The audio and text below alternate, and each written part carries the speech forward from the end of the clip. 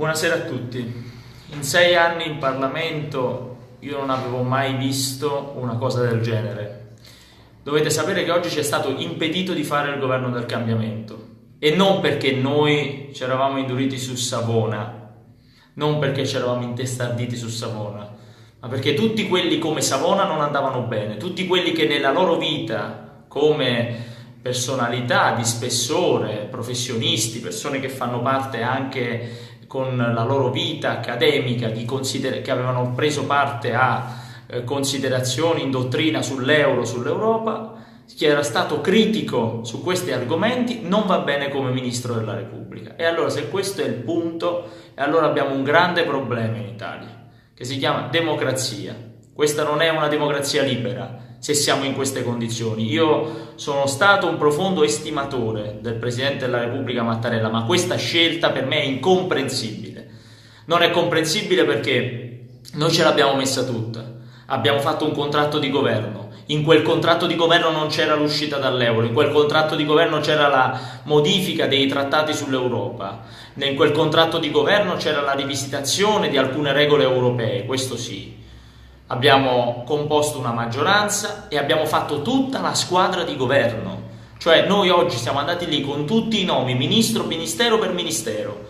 Ci siamo messi intorno a un tavolo, sulla base di quel contratto abbiamo deciso chi dovesse andare in un ministero e chi in un altro, a realizzare il cambiamento per il paese. Eravamo pronti ad abolire la legge Fornero, a modificare i contratti di lavoro, quelli super precari. Dovevamo mettere a posto tante cose, l'immigrazione, i problemi economici, quanta roba abbiamo progettato. Non ci è stato permesso, eppure rappresentiamo circa il 60% del consenso popolare in Italia, rappresentiamo 2 forze politiche che hanno vinto le elezioni. Tuttora, oggi, queste forze politiche, Lega e Movimento 5 Stelle, insieme hanno la maggioranza in Parlamento. Avevamo espresso Conte come Presidente del Consiglio incaricato, avevamo messo insieme la squadra di ministri, eravamo pronti a governare e ci è stato detto no. Ora, il no qual è? Perché? Perché il no?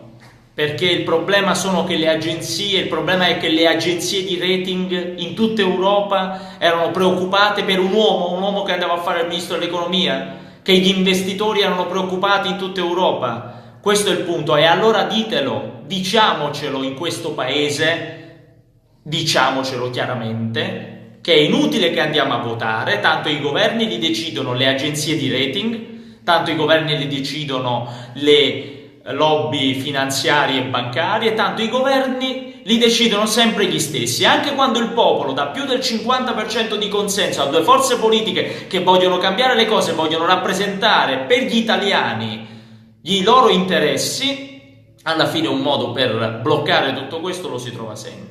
È inaccettabile, è un livello di scontro istituzionale mai visto. E io voglio dirlo chiaramente qui.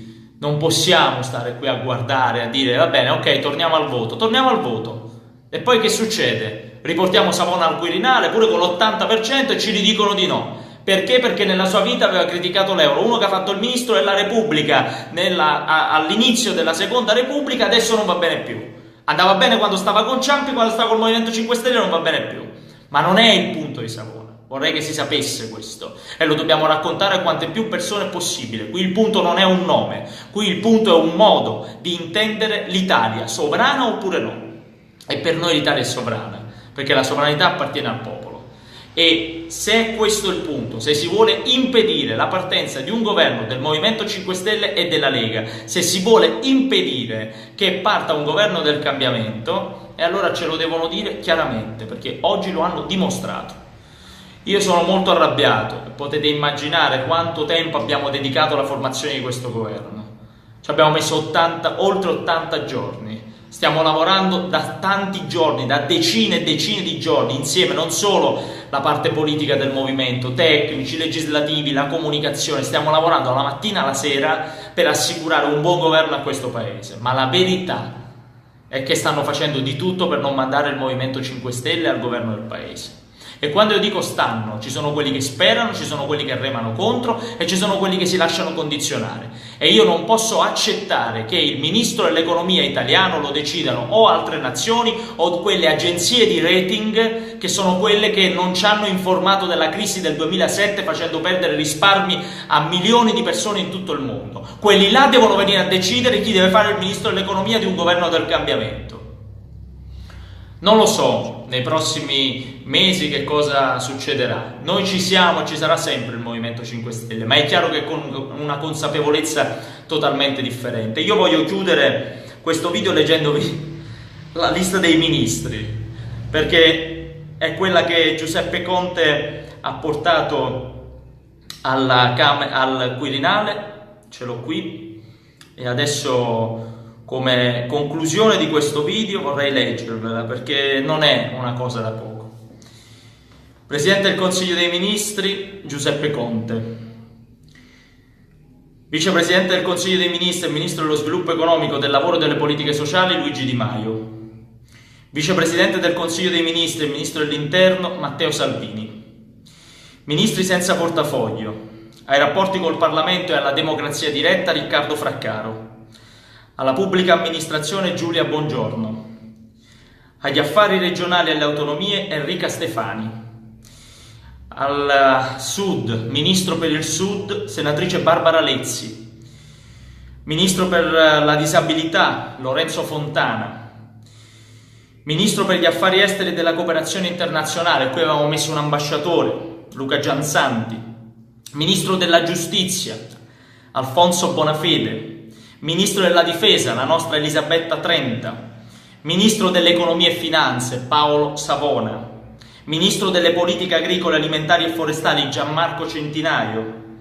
Ministro delle Infrastrutture e dei Trasporti, il professor Mauro Coltorti.